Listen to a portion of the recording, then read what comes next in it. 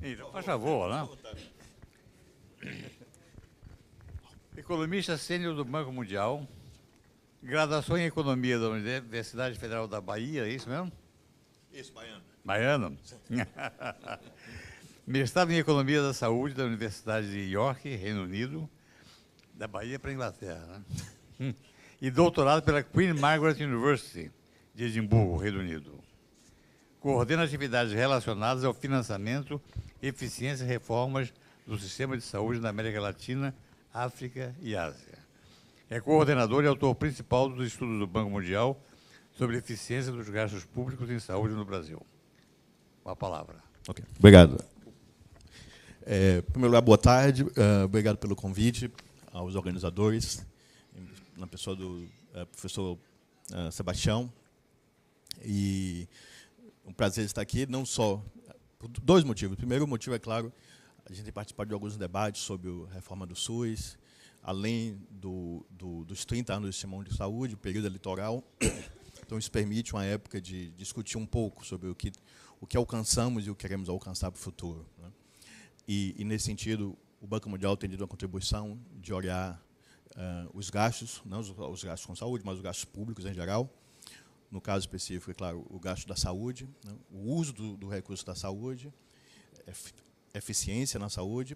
E uma das coisas que a gente tem feito, eu trouxe até alguns desses documentos, a gente tem feito algumas propostas, a gente chama de nota de política econômica, né? Não só para a saúde, mas para a saúde, educação, infraestrutura, proteção social.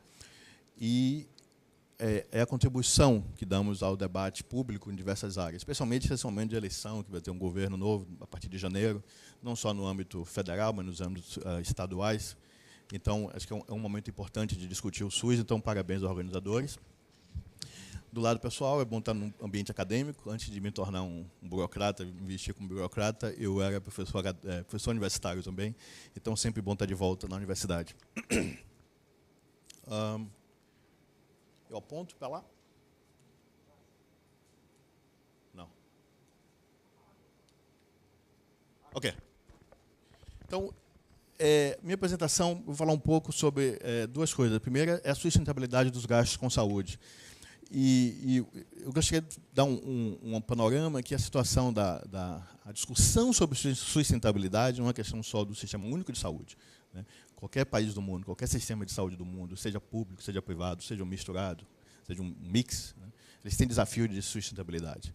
E o desafio principal é que os gastos com saúde eles crescem mais que o crescimento do PIB dos países, né? Em todos os países que se observa, ou pelo menos na maioria dos países.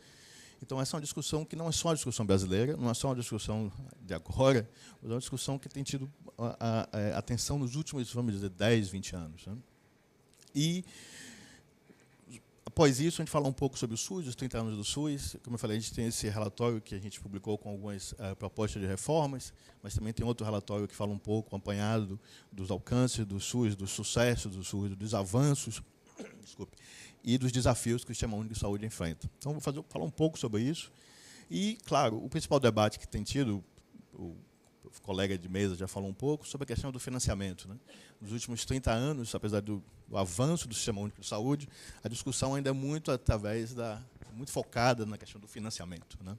Eu diria que é quase monotônica, né? A gente fala sempre, monotemática, desculpa, sempre sobre financiamento, subfinanciamento, subfinanciamento. E uma das coisas que a gente trouxe, tem estimulado o debate, é que, apesar de existir realmente subfinanciamento, existe também ineficiências. E essas ineficiências significam que mais podem ser feitos com os recursos existentes. E isso é de extrema importância, que nós estamos sofrendo os resultados da crise fiscal brasileira, e no ambiente de crise fiscal é difícil dizer que isso vai ter mais recursos quando os recursos são escassos por natureza, mas especialmente no ambiente de crise fiscal. E o segundo, o ambiente de crise fiscal também dá uma possibilidade de pensar, okay, o que é que a gente está tirando desses recursos, né? Será que é justificável por mais recursos em algo que não está funcionando bem ou que não está funcionando no potencial máximo, né? E, por fim, fazer um pouco um sumário do que é que a gente tem, que está aqui na nota de política econômica, que são as propostas de reforma do Sistema Único de Saúde.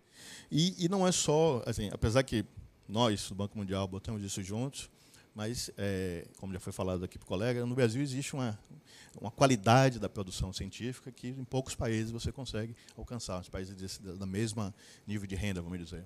Então, assim, alguns dessas propostas são já um debate que já existe no Brasil, já existe no Ministério, já existe nos governos estaduais e municipais. Ok. Eu não sei, vou pedir para você passar, porque eu não estou entendendo aqui. Ok, na próxima. Não, voltou. Ok. Então, como eu falei no início, você vê que os gastos com saúde eles crescem mais que o crescimento do PIB, isso em todos os países. Aqui, entre os países da OCDE, você vê que os gastos com saúde eles sempre estão acima da taxa de crescimento do PIB desses países. É claro que entre 2007 e 2008 foi a crise econômica, né, a crise global, mas ainda assim você vê que o gasto com saúde cresceu, mas depois retoma a trajetória de crescimento. E quando você olha aqui nesse gráfico da direita, você vê que, de um lado, é o crescimento do gasto per capita e, do outro, o crescimento per capita do PIB. De novo, na maioria dos países dentro da OCDE, todos os países, o crescimento do gasto com saúde são maiores que o crescimento do gasto per capita. Ou seja, a saúde, existe um descompasso entre o que a economia produz, né, e o que é gasto no setor da saúde. Você vê que o único país que está abaixo dessa linha diagonal é Luxemburgo. Todos os outros países estão acima. Eu vou passando rápido, depois a gente pode discutir mais detalhes sobre isso. Então, voltando à realidade brasileira, o que a gente observa é que entre 2004 e 2014, o crescimento do PIB, o crescimento do gasto per capita com saúde, e o gasto público, foi maior que o crescimento do PIB per capita, né? E você vê uma situação aqui a partir de 2012, que é justamente quando começa a economia começa a dar mais devagar, até 2014, quando realmente já começa a recessão no Brasil, né? Do outro lado, o que é que explica esse crescimento? A maioria do crescimento dos gastos no Brasil, com saúde, entre 2004 e 2014, foi com gasto com pessoal. Isso falando gastos públicos, né? Eu tenho alguns dados sobre salários, a gente vai ver que os salários dos profissionais de saúde no Brasil são muito mais altos que a média dos 10% mais ricos da sociedade. Mas eu vou voltar a isso. Então, o que a gente observa? Esse é o ponto principal, né? Assim, tudo bem que a gente entende que existe um ambiente de subfinanciamento, mas a gente tem que pensar até que ponto é sustentável esses gastos, né? E o que é que pode ser feito para criar o que os economistas chamam de espaço fiscal, né? Para viabilizar os gastos. E uma coisa importante, aqui, quando a gente pensar mais na frente com os desafios de envelhecimento da população, carga de doenças crônicas aumentando, incorporação de tecnologias, ou seja, essa curva de aumento do gasto vai ser ainda mais alta, né? Tem um estudo do Banco de 2012 que faz uma estimativa que só o envelhecimento populacional vai ter um impacto de 4% do PIB nos gastos com saúde. Aqui, a gente fez essa estimativa, se a gente manter o crescimento de gastos entre 2004 e 2014, né, o gasto público acumulado todas as esferas de governo, entre 2004 e 2030, os gastos públicos saíram de 242 bi em 2014, chegariam a 700 bi em 2030. Né? E isso sem levar em conta envelhecimento populacional, sem levar em conta o aumento das cargas de doenças crônicas e, de novo, tecnologias, etc. Então, acho que o desafio da sustentabilidade é claro, né? E aí, de novo, não é só o desafio brasileiro, é um desafio universal, né? E interessante isso, porque fala-se muito nos Estados Unidos, por exemplo, do Obamacare, né, que o objetivo era aumentar a cobertura, e realmente alguns objetivos maiores eram aumentar a cobertura, porque os Estados Unidos tem uma parcela grande da população que não tem cobertura de saúde, mas também um dos objetivos do Obamacare era reduzir os custos na saúde, né? Porque também os custos nos Estados Unidos já estão afetando as empresas, né? Como no Brasil, quem tem seguro-saúde, a maioria é através do emprego, e as empresas cada vez mais têm que gastar mais dinheiro para poder manter o seguro-saúde dos funcionários. Significa que afeta a sustentabilidade não só do gasto do governo, mas a sustentabilidade das empresas privadas também, porque tem que manter o seguro-saúde. E já está acontecendo aqui no Brasil também, né? A gente pode voltar a essa discussão depois. Desculpe. Então, é fundamental pensar a eficiência quando você fala de sustentabilidade em saúde, pública ou privada, mas a discussão aqui hoje é sobre o sistema de saúde, mais especificamente sobre o SUS. Então, é claro que a necessidade de pensar a eficiência é fundamental, né? Aqui, só para dar um exemplo, uma análise de fronteira de alguns países da União Europeia, e você vê que todos os países, quando você pensa em termos de eficiência, você imagina que aqui a curva de eficiência máxima, todos os países estão, de algum modo, ineficientes na produção de serviços de saúde. Aqui, uma estimativa da União Europeia também, eles fizeram uma estimativa com 100 ganhos de eficiência e com ganhos de eficiência. Estou mostrando isso só para dizer que existe uma discussão sobre a eficiência que é global, né? E também está claro que muitos países, né, na União Europeia, na OECD, e espero discutir hoje no Brasil, existe escopo de fazer mais com os gastos atuais. Aqui um estudo da Organização Mundial de Saúde de 2010, que eles estimam entre 20% e 40% de todos os gastos com saúde no mundo são perdidos devido a ineficiências. Uma estimativa de mais ou menos 500 bi de dólares por ano. É só uma ilustração, você tem um estudo de 2010, e o interessante é que também eles fazem essa divisão do quais são os fatores de ineficiência. Recursos humanos, medicina, né, remédios, hospitais e outras perdas dentro do sistema. Ou seja, 500 bi ao ano, né, a gente está falando no Brasil de 22 bi de reais, mas pega na escala global, vai mais ou menos 500 bi. Tem alguns estudos do FMI que fala que a expectativa de vida honesta na África podia aumentar em 5 anos só se o sistema de saúde da África fosse mais eficiente, né? Enfim. Agora, falar um pouco do SUS, por favor. Então, acho que a introdução foi boa na primeira apresentação, e acho que também aqui todos vocês conhecem até muito bem os avanços que o sistema de saúde, né? A gente tem melhorias nos indicadores de saúde fundamentais, como mortalidade infantil, mortalidade materna, taxa de natalidade, enfim, os indicadores são muitos, os estudos são muitos, né? Muitos estudos epidemiológicos, socioeconômicos, etc., mostrando os avanços do Sistema Único de Saúde. E uma das coisas mais interessantes, além disso, porque, claro, muitos desses efeitos têm a ver com a melhoria do ambiente econômico, né? Os determinantes sociais da saúde, mas uma das coisas mais interessantes, e acho que mais interessante do ponto de vista econômico, é que o Brasil tem uma das maiores taxas de proteção financeira, né, na América Latina. Ou seja, você quer que o sujeito tenha acesso aos serviços de saúde, mas não quer que ele complemente o bem-estar dele ou da família dele, porque ele teve que ter acesso, né? E isso é uma das coisas que o Sistema Único de Saúde brasileiro conseguiu fazer, né? Proteção financeira. Tem um dos índices mais baixos de gastos catastróficos.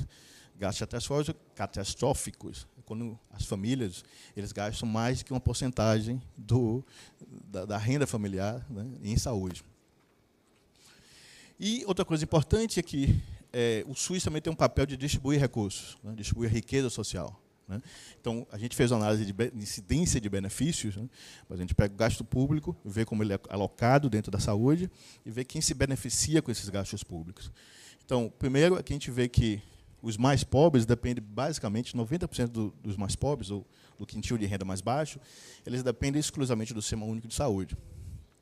E mais ainda da atenção primária, né, que é o uso do hospital, aqui é o uso de atenção primária. E você vê que diminui ao longo da distribuição de renda. Só 33% dos mais ricos ainda dependem do Sistema Único de Saúde. Do ponto de vista da financiamento público, a gente diz que os gastos são progressivos, porque eles beneficiam os mais pobres.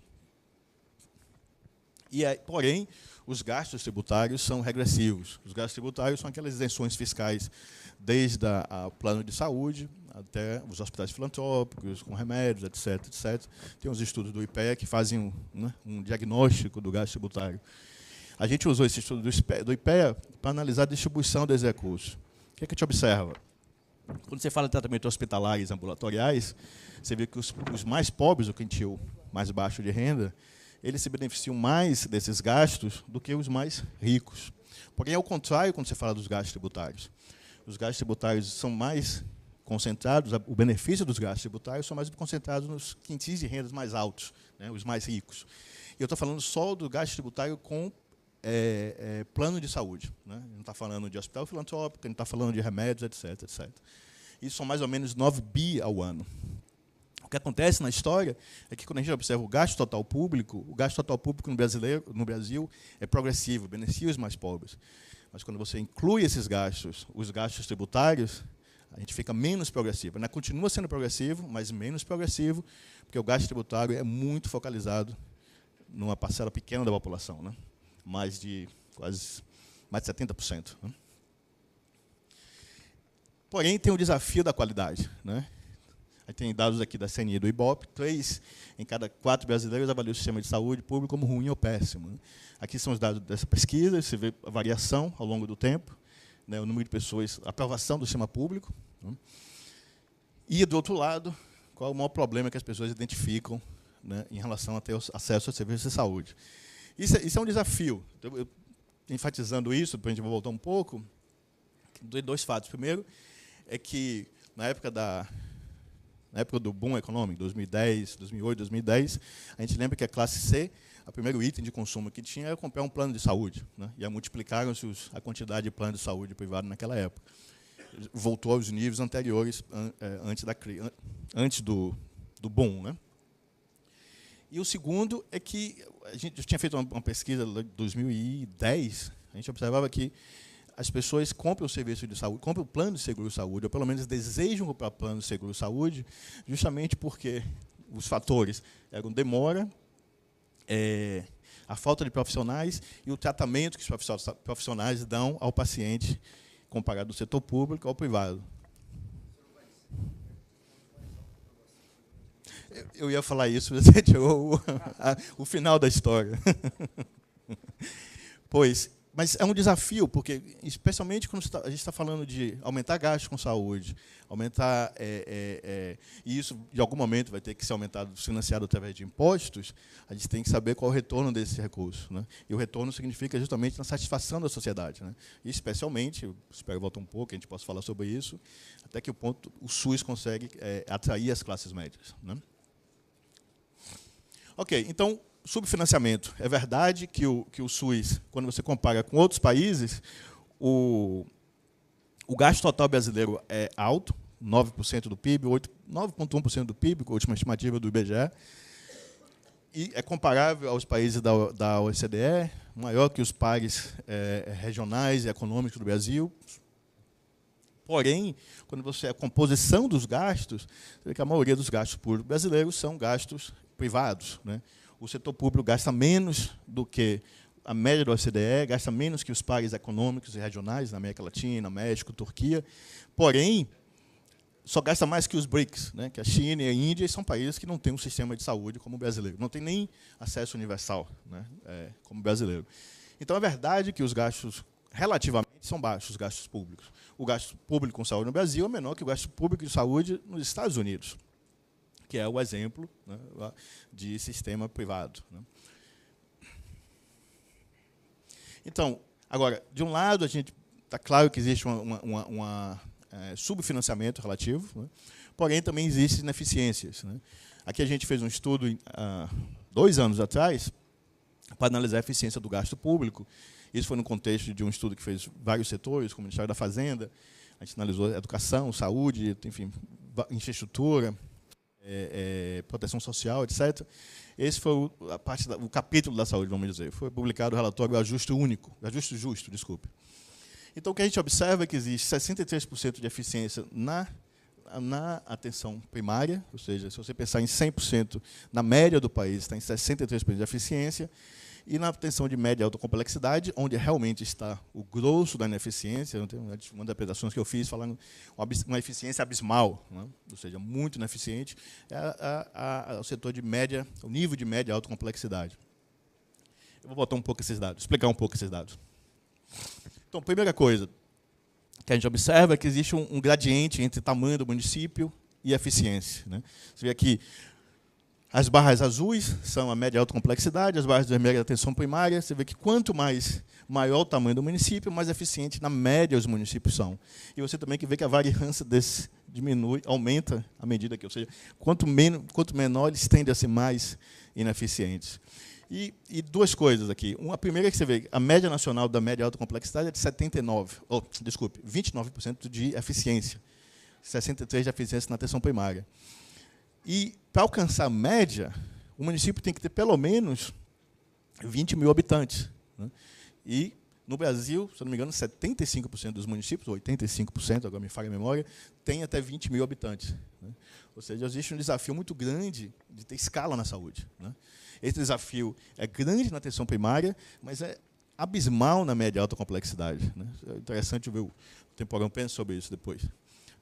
Por favor. E aí, focando um pouco na atenção hospitalar, o que a gente vê é o seguinte, no Brasil, aqui são as quantidades, as faixas de leitos, né, e o acumulado. Então, primeiro aqui, a gente vê que no Brasil até 80% dos hospitais têm até 100 leitos. Né?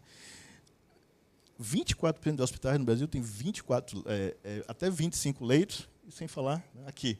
Né? Ou seja, na literatura internacional, fala-se em 250 leitos para ter uma escala suficiente para ser eficiente. Né? A gente está falando que no Brasil tem 80% dos hospitais brasileiros têm até 100 leitos.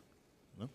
E aqui a gente fez um estudo, a Estela e o Henrique estão aqui comigo, faz parte do time, a gente fez um estudo sobre a eficiência dos hospitais, e você vê que existe um gradiente muito claro entre tamanho do hospital, faixa de leitos e eficiência. Né? É quase uma reta diagonal. Né? Ou seja, existe uma correlação direta e alta entre o hospital ser pequeno e ser ineficiente. Mais ainda, o hospital pequeno mata mais. Né? Tem um estudo do Noronha, 2003, não sei se ele está aqui, né? Que mostra que existe um gradiente entre taxa de mortalidade em procedimentos cardiovasculares, ou seja, maior volume, menos mortalidade. E a gente fez também para alguns outros procedimentos e também observa o mesmo gradiente, maior volume, menor taxa de mortalidade. Ou seja, hospitais pequenos eles são ineficientes, mas também matam mais. Né? Eu sei que tem muita discussão agora sobre o impacto da austeridade na saúde, que a austeridade mata, mas eu tenho repetido isso. A austeridade mata, mas a ineficiência também mata. Né? Aqui, a outra questão é a produtividade do trabalho. Né? Existe um desafio de aumentar a produtividade do trabalho na saúde. Na mesma análise que a gente fez, a gente observa que, na média nacional, e aqui você tem por regiões, e a gente tem por estados também, você podia multiplicar em 4 vezes o número de consultas por habitante na atenção primária. Ou seja, multiplicar por 4 vezes. Claro que tem variação entre os estados, entre as regiões, mas, basicamente, existe um potencial de aumentar a produtividade do trabalho que é muito grande. É claro que isso não é só os profissionais. Os profissionais dependem também do ambiente de trabalho, principalmente na saúde, né? Depende dos insumos, depende das discussões de trabalho, etc. Mas existe esse desafio. Do outro lado, uma das coisas que a gente tem feito é analisar o mercado de trabalho e saúde. A gente tem mais dados de outros profissionais, mas aqui só os médicos. O que a gente observa é que os médicos, essa linha vermelha, a média de salário é maior que outras profissões que a gente imagina que tem a mesma investimento em capital humano, né, em termos de anos de educação, mas, além de outras profissões, eles também estão muito mais acima da média dos 10% mais ricos do país. Né? Ou seja, os médicos brasileiros ganham muito bem. Né? Eu não estou dizendo que não tem que ganhar muito bem. Estou dizendo que a gente tem que pensar os dois lados que a gente está observando. Né? A produtividade, o que temos ganhando e o que estamos investindo. Alguns anos atrás, a gente comparou a média de salário dos médicos brasileiros, de alguns profissionais, não só médicos, comparou com alguns países, China, Turquia, Reino Unido, Canadá. Os médicos brasileiros, por exemplo, mas também isso se aplica para as outras profissões, ganhavam 4,5 vezes mais do que a média dos 10% mais ricos. E isso, quando você observa em outros países, mesmo no Reino Unido, Canadá, não acontece. E eu estou falando, nesse caso, mais médico da família. Né? E a gente sabe dos desafios dos municípios, principalmente municípios pequenos e mais distantes, de contratar profissionais de saúde, principalmente médicos. Né? Tanto que temos os mais médicos. Né? Ok. Aí, além de fazer esse diagnóstico, de observar como a eficiência é distribuída entre os municípios, entre os estados, e quais são os fatores que se explicam, a gente também tentou identificar outras variáveis, né, que ajudam os municípios a ser mais ou menos ineficientes. Uma das coisas que a gente observa é que, quanto mais eficiente for a atenção primária, mais eficiente é a atenção de média e alta complexidade. Mas isso é óbvio, né? Acho que todos que estão na saúde, principalmente no Brasil, aqui, sabemos disso. Mas, além disso, o que a gente observa também é o seguinte, aqui a gente chama de inclinação, né, porque eles são estatísticos, economistas, entendem mais fácil, mas, basicamente, qual é a relação de uma variável para a outra. No caso aqui, a eficiência na atenção primária e a eficiência na média e alta complexidade. Mas, para simplificar, o que a gente observa é que, para municípios que são pouco eficientes na atenção primária, qualquer aumento de eficiência aumenta a atenção do sistema como um todo. Mas, mais interessante do que isso, à medida que você aumenta a eficiência da atenção primária, o impacto no sistema como um todo mais que dobra. Né? Ou seja, o município muito eficiente na atenção primária, se ele investir mais na atenção primária, o sistema como um todo fica mais eficiente. Né? E uma das coisas também que influenciam a eficiência da atenção primária é o nível de cobertura, né? Também que existe uma relação quase linear entre maior cobertura da atenção primária e eficiência, né? E aqui uma coisa interessante, que acho que tem um pouco a ver com a proposta do título da apresentação, que era ineficiência e subfinanciamento. Então, foi o que a gente fez. Primeira coisa, está claro, a gente já fez análise da atenção primária e atenção de média e alta complexidade separadas, e a gente tentou identificar o que é que explica os municípios, os resultados para cada município, né? E vamos pensar um pouco aqui na atenção primária. O que a gente observa é que tem muitos municípios, né, todos esses municípios aqui, eles têm alta produtividade e o que a gente chama de baixo desempenho. O que é que significa? Eles gastam pouco, mas produzem muito, né? Ou seja, para esses municípios, e que a maioria dos municípios na atenção primária, se você aumentar R$1, ou R$1.000, ou R$1 milhão em investimentos na atenção primária, o retorno, em termos de eficiência, é maior do que o investido, né? Se investir 10% a mais, o retorno de eficiência vai ser 12%, 15% a mais. Então, quando a gente fala de subfinanciamento, eu diria assim, claramente existe uma questão de subfinanciamento na atenção primária. Porque está claro que precisa de mais recursos, porque, como os economistas chamam, estão em ganhos marginais de escala, né? Ganhos crescentes marginais. Ou seja, um investimento vai ganhar mais do que um de se você quiser. Muito pelo contrário. Ou seja, na média e alta complexidade, existe problemas sérios de gestão, né? E quando a gente fala de gestão, eu acho que o problema é estrutural também. E aí retorna ao meu gráfico anterior sobre a quantidade de hospitais pequenos que existe no Brasil, né? Então, assim, resumindo a história, eu diria, na atenção primária realmente existe um potencial para aumentar a eficiência se investir mais. Ou seja, realmente tem um subfinanciamento. Na média e alta complexidade, a princípio, não. A princípio, tem que resolver as questões mais estruturais para poder investir mais na média e alta complexidade. Eu volto um pouco mais tarde, se der tempo. Agora, falar um pouco das recomendações, que tem a ver com o que a gente disse que eu estou apresentando até agora, e a gente pode ter uma discussão. Então, eu tinha falado no início, o gasto com saúde pode chegar a 700 bi até 2030, e com ganhos de eficiência, né, que esse estudo que a gente fez, a gente identificou 22 bi de ineficiências em 2014, com ganhos de eficiência, a gente poderia ter ganhos de até quase R$1 trilhão entre 2014 e 2030. Uma coisa importante a observar sobre esses dados é que a gente analisou apenas a atenção de média e alta complexidade, o que significa 67% do gasto total com o SUS. Por exemplo, na análise que a gente fez, não está a questão dos medicamentos, que você tinha falado, né? Ou seja, que isso é outro mundo e que você pode imaginar a quantidade de ineficiência nessa área, né? Mas existe realmente um escopo de aumentar a eficiência no SUS. Por favor. E aqui, como eu tinha falado, eu tenho algumas cópias desse documento. Esse ainda não está disponível, mas até o final do mês a gente espera que esteja disponível no site do banco. E os dois estão disponíveis. Esse já está disponível no site do banco, e o outro vai estar disponível mais tarde, mas eu tenho umas cópias impressas e posso distribuir no final. Então, nesse documento, a gente tem algumas propostas de reformas, né? É a nossa contribuição ao debate público sobre a reforma do SUS. Eu não vou entrar em todos os detalhes, mas seriam reformas na área de gestão, no lado da demanda, no lado da oferta, né? E também a reforma do financiamento. É claro, a questão da oferta e demanda, como todo bom economista, você tem que falar oferta e demanda, senão você não é brincadeira. Mas os objetivos eram melhorar a qualidade, eficiência e equidade. Eu vou falar só de algumas. Por exemplo, uma das coisas que tem amadurecido muito no Brasil, e eu acho que o ministro Temporão tem muito para falar sobre isso, são as redes de saúde, né? Assim, conhecimento existe, talvez ainda não existam os mecanismos administrativos e financeiros para fazer funcionar de forma como esperado, ou pelo menos da forma ótima, né? Mas é essencial, né? Você vê que todos os países, uma das coisas que o Obamacare de novo fez nos Estados Unidos é o Affordable Care Organization, né? Que basicamente trabalhar em redes, né? Quando você fala o Kaiser permanente nos Estados Unidos, também trabalhar em rede. O reforma do sistema de saúde inglês agora, criando o que chama de STP, que eu não me lembro agora qual é a sigla, mas basicamente fazer os provedores trabalhar em coordenação, né? E no Brasil existe muito conhecimento sobre isso. Uma das coisas, por exemplo, para trabalhar em rede, seria também a função de porta de entrada, né, da atenção primária. Assim, a atenção primária tem que, agora, enquanto estamos aqui, tem uma reunião no Cazaquistão discutindo os 40 anos da Alma Mater, etc. e vai ter várias discussões sobre a atenção primária, etc. Mas acho que todo mundo tem amadurecido que a atenção primária não é apenas aquela coisa meio romântica do agente comunitário, vacinar, etc, etc. Existe a necessidade de fazer a atenção primária que coordene os cuidados, né? Em muitos países, hoje, nem mais são agentes comunitários de saúde, são coordenadores do cuidado, né? Aquela pessoa que envia uma carta para a mulher fazer o exame rotineiro, ou a pessoa que tem diabetes, a pessoa que tem problema cardíaco, de alta tensão, hipertensão, enfim. Existe a necessidade de pensar a atenção primária como coordenador dos cuidados.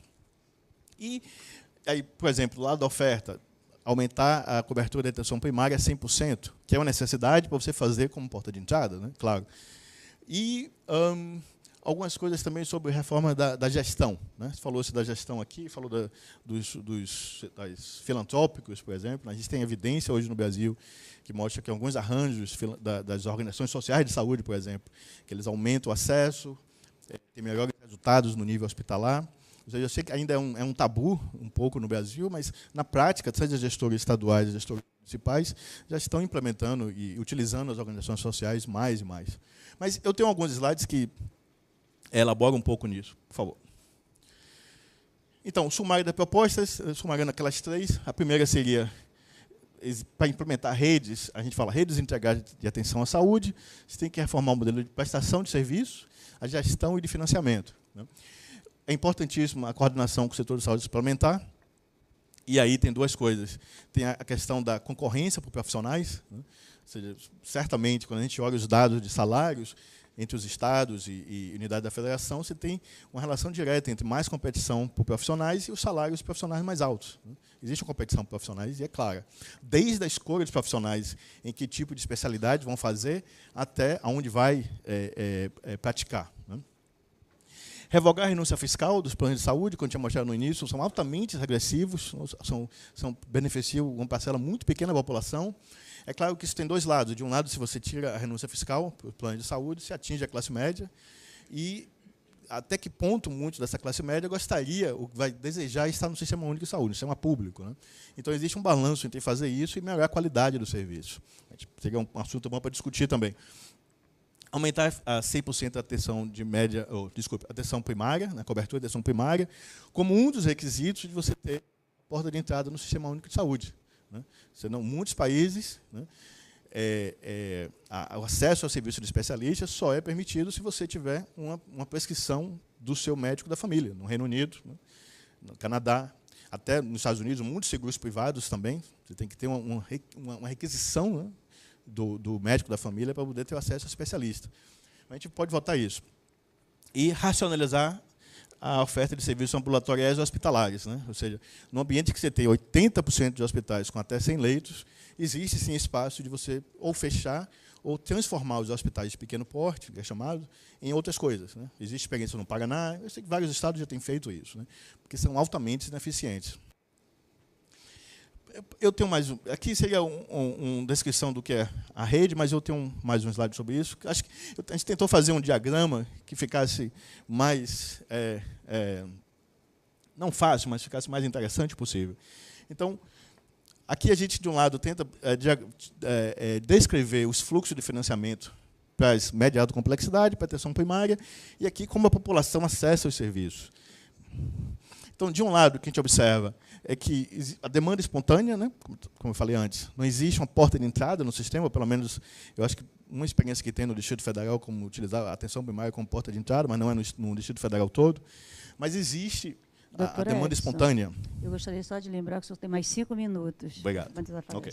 E tem também a demanda através de saúde suplementar. E isso é um problema também, de termos de equidade, vou falar de equidade aqui, porque se o sujeito faz os exames, quando você espera 6 meses para ter um exame no SUS, e você faz o seu exame no seguro privado, e depois você pula toda a fila porque você conseguiu mais rápido o diagnóstico, existe um problema de equidade também.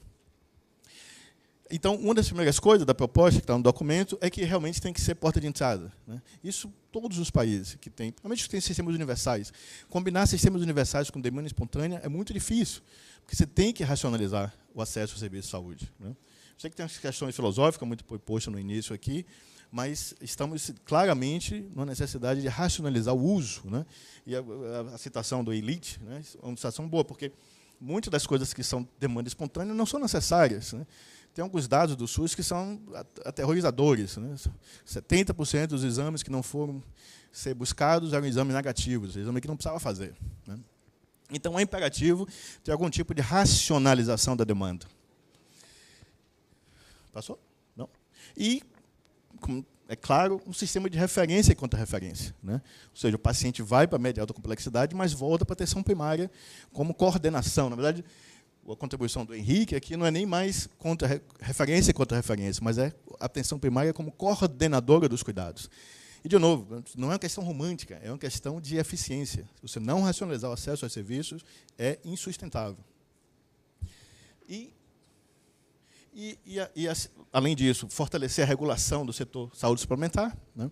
Assim, sinceramente, do ponto de vista econômico, e tem muita discussão no Brasil, não sei se tem alguém da ANS aqui, da regulação do setor saúde suplementar.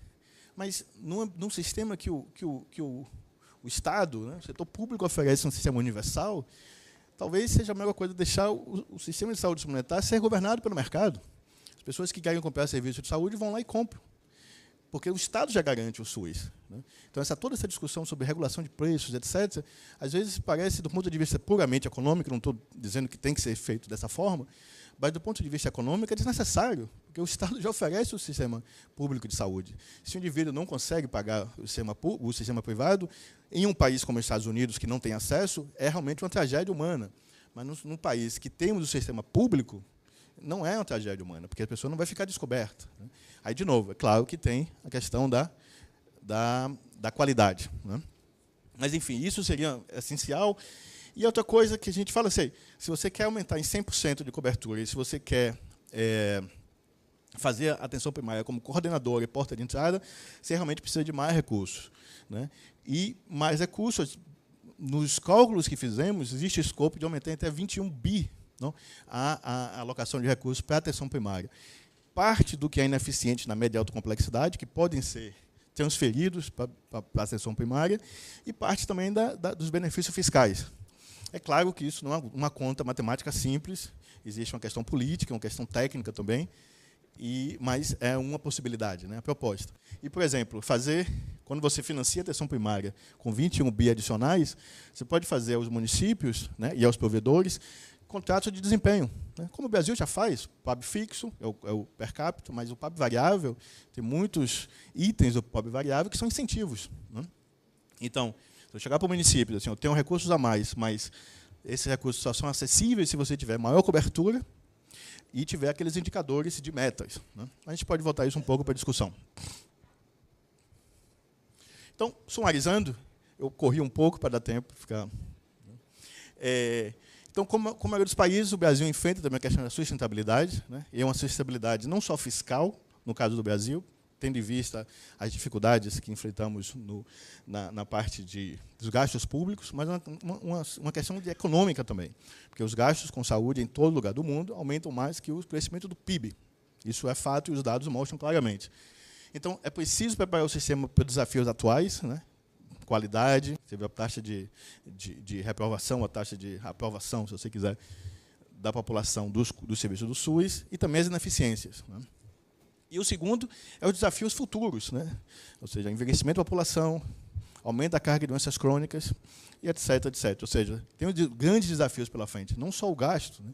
A gente tem que repensar a atenção à saúde dentro do sistema público, não é só uma questão de gasto, é uma questão também dos resultados que teremos. E, por fim, acho que foi uma discussão que a gente teve há 2 meses atrás, a gente fez um evento na Folha de São Paulo, e essa discussão veio falando sobre muitos países, também teve o evento do CONAS, em abril, que discutiu a experiência do Reino Unido, do Canadá, de Portugal. O que a gente observa é que muitos países, a maioria dos países, não, reformam o sistema de saúde periodicamente, né? E o Brasil, apesar de avançar muito, né, tem muita coisa interessante feita no Brasil, ainda tem reticências a algumas reformas mais estruturantes, né? Aí eu posso dar vários exemplos, um deles é a Organização Social de Saúde, né? Ou seja, evidências da eficiência da Organização Social de Saúde, há evidências de aumentar o acesso, mas, é claro, não é uma discussão que a gente pode generalizar, porque tem vários tipos de organizações sociais de saúde, experiências boas, experiências ruins. A gente teve uma discussão com o IBROS, o Dr. Renilson Ren, que coordena o Instituto Brasileiro de Organizações Sociais de Saúde. Fizeram um evento há 2 meses atrás, eu acho, em Brasília, para discutir as experiências positivas. Tem uma iniciativa de fazer uma acreditação de OS, né, de forma a separar as boas OS das OS ruins.